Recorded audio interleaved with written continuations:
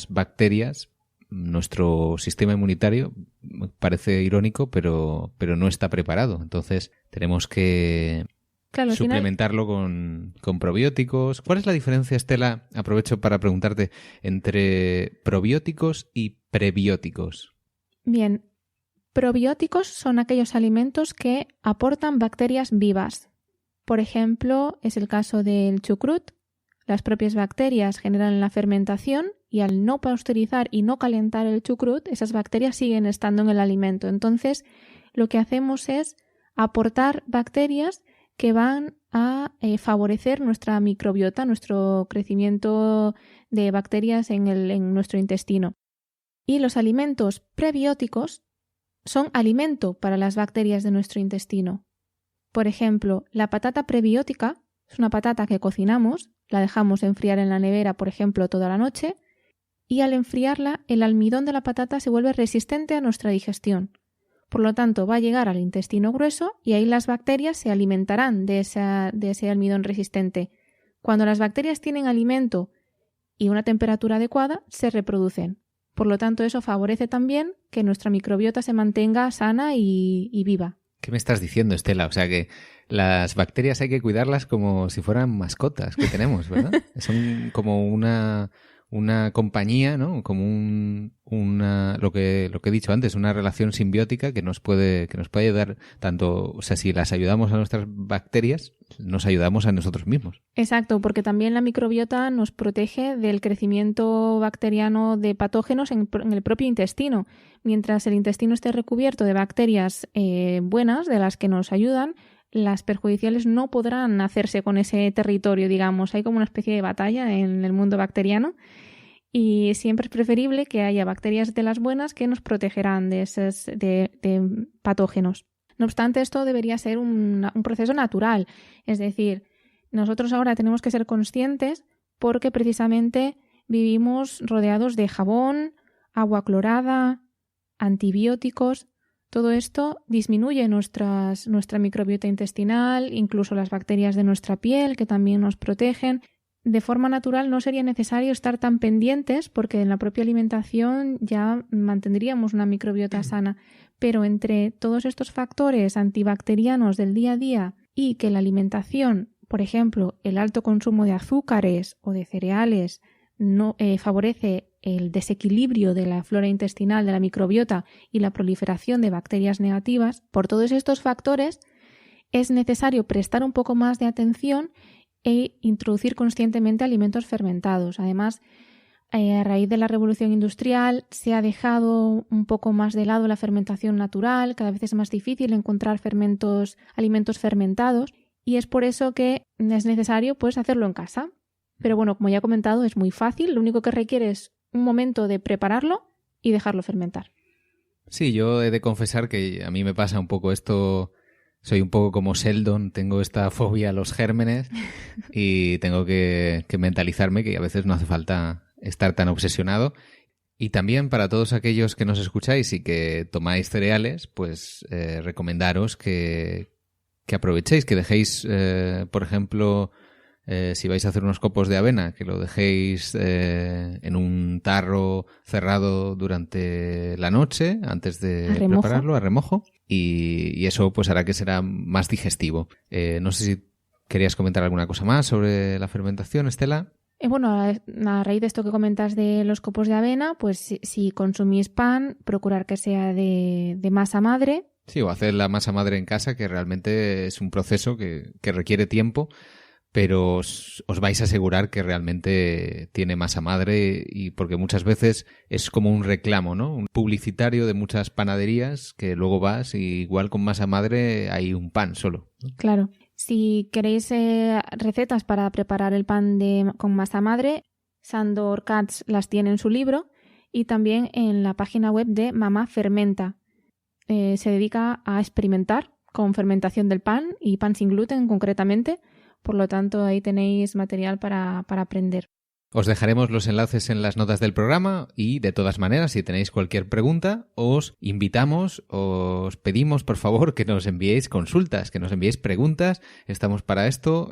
Podéis contactarnos lo más rápido en Twitter, @tribupaleoes, o entrando en la página web tenéis un formulario de contacto, que no os pedimos muchos datos tampoco, simplemente el nombre y el email para poder responderos, y lo comentamos aquí en el podcast. Si es algo muy personal, pues nos podéis poner no quiero que lo comentéis, quiero una respuesta secreta, privada, y no tenemos ningún problema. Si quieres, solo comentar una cosa más, hablando de lo del pan, matizar que la fermentación, además de producir nuevos nutrientes, también elimina toxinas.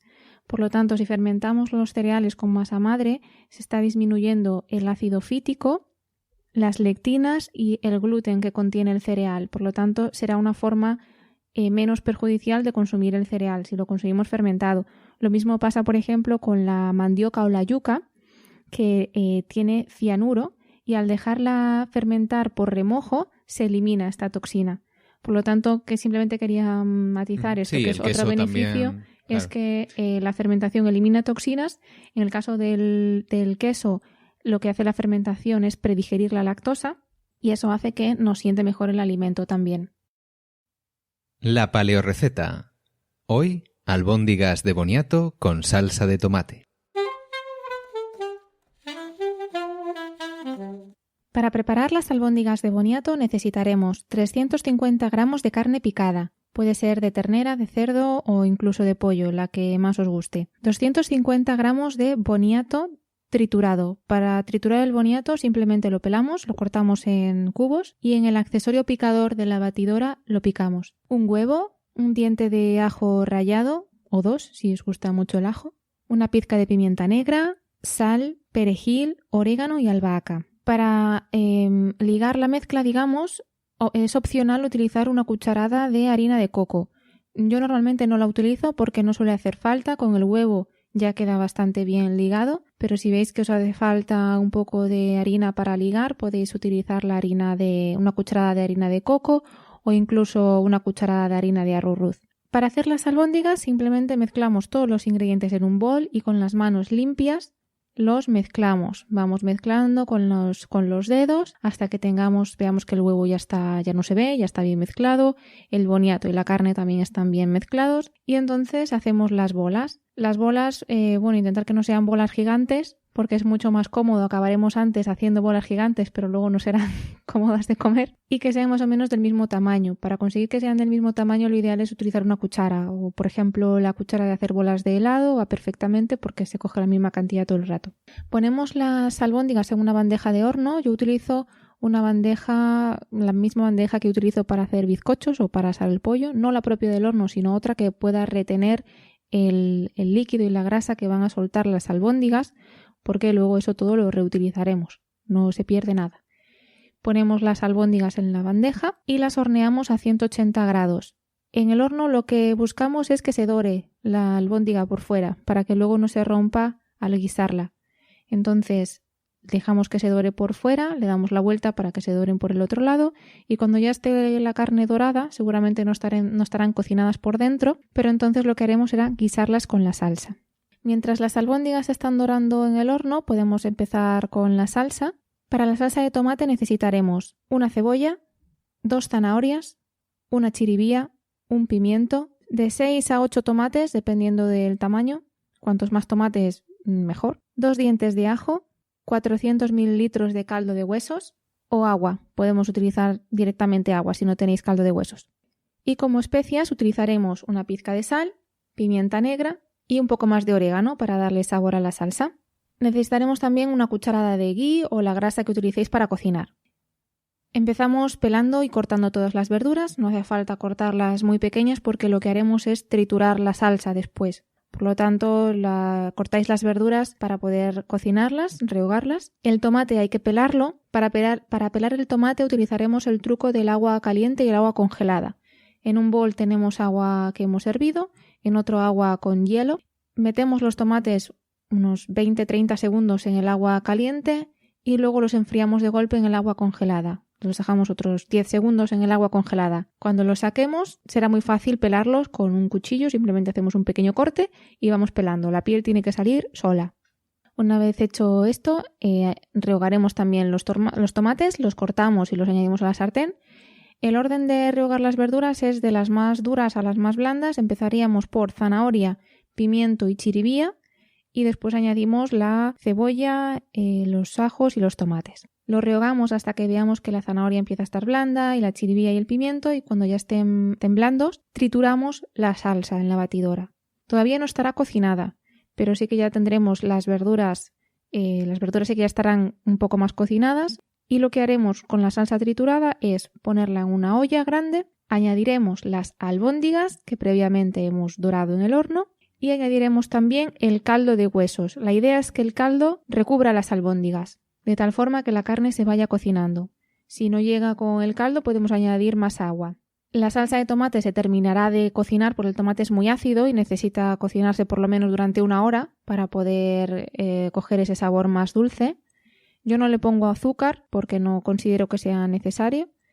Y simplemente ponemos el fuego alto hasta que la salsa hierva, con las albóndigas dentro, y una vez que hierva bajamos el fuego a fuego lento, tapamos y dejamos que la salsa reduzca y se cocine aproximadamente durante 1 hora. Estará hecho cuando la salsa haya reducido y tenga ese cuerpo de salsa de tomate, y en principio las albóndigas estarán hechas también porque 1 hora es tiempo de sobra para que la carne se cocine. Al pasar las albóndigas del horno a la salsa, a la olla, si veis que ha soltado mucha grasa y que ha soltado mucho jugo la carne, yo todo eso lo echo también a la olla para que le dé cuerpo a la salsa. Y esto es todo. Siguiendo estos pasos conseguiréis unas albóndigas deliciosas y con ese ingrediente secreto que es el boniato dentro de la carne. Muy bien, pues vamos ya a despedirnos. Lo primero antes de despedirnos es comentar un poco los correos de los oyentes. Tenemos en concreto un mensaje que nos envió María Santonja, que nos compartió un enlace de un artículo del País que ha creado bastante revuelo estos días en las redes. Sí, comentaba este artículo que había un estudio... Lo tengo. Vale. Sí, claro, el titular es bastante incendiario porque dice exactamente lo contrario a la paleodieta es lo mejor para vivir más años. Luego realmente cuando entras en el estudio, que es un estudio de la Universidad de Sydney, lo que realmente hace hincapié es que puede ser negativo privarse de carbohidratos. Exacto. No sé por qué motivo sigue todavía esa idea de que la paleodieta es una dieta baja en carbohidratos. No lo es porque los carbohidratos cada persona puede necesitar consumir más o menos y hay muchos carbohidratos que entran dentro de la paleodieta, como es el boniato que hemos utilizado en las albóndigas, la chiribía, la patata.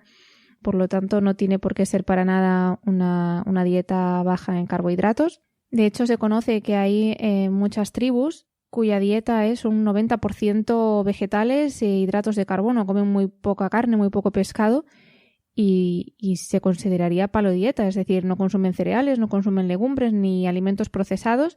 Basan su dieta en vegetales y es una dieta alta en carbohidratos. Sí, también habla este estudio, de una hormona que se beneficia de una dieta baja en proteínas. Es verdad que para asimilar las proteínas correctamente tenemos que acompañarlo de verduras y que el propio Loren Cordan, por ejemplo, ha hablado de que seguramente una dieta baja en calorías, una restricción calórica puede ayudar a tener más longevidad. Lo que pasa es que es un estudio que es muy preliminar porque es en ratones y sobre cómo esa dieta puede estimular una cierta hormona que ayuda a la función inmune del timo. Al final basa toda esa conclusión de la longevidad en un único factor, cuando realmente si no estamos teniendo en cuenta que el consumo de cereales, de alimentos procesados, de consumir muchos azúcares en la dieta puede producir un efecto negativo como acabar teniendo resistencia a la insulina, diabetes, enfermedades cardiovasculares. Por lo tanto, es un poco... Claro. Nos referimos sobre todo al artículo del País, no al estudio, porque entendemos que el estudio seguramente tendrá sus conclusiones concretas, pero el artículo transmite la idea de que simplemente por comer carbohidratos vamos a vivir más y no es esta relación de causalidad realmente no se puede... Sí, que realmente no es lo opuesto a la dieta paleolítica porque nosotros tomamos carbohidratos y de hecho os voy a leer el último párrafo del artículo porque es muy, muy interesante. Dice: la hormona de la longevidad también puede estimularse con una alimentación rica en ácidos grasos omega 3. Presentes en el pescado azul, salmón, atún o sardinas y como ya sabemos pues también en frutos secos como las